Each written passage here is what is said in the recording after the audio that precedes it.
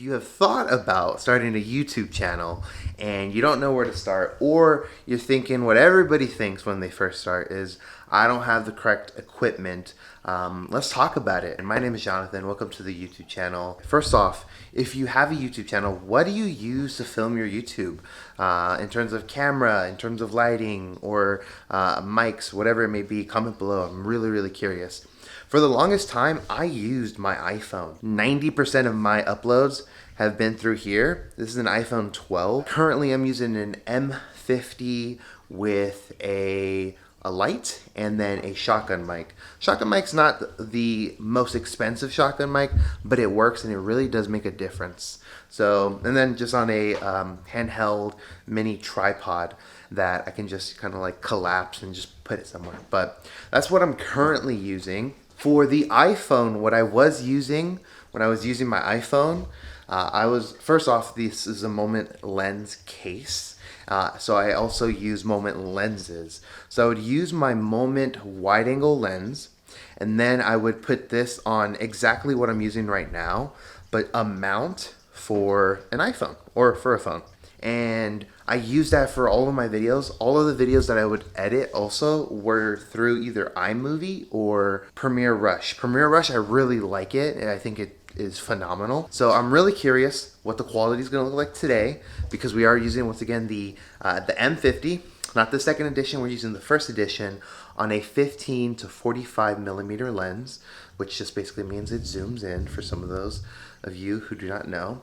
But when I first started YouTube, I thought, man, I need the best cameras and all that stuff, right? And yes, it changes the quality of the YouTube video, right? Obviously, if the quality is crispier, it looks dope. If it sounds nice, it's cool.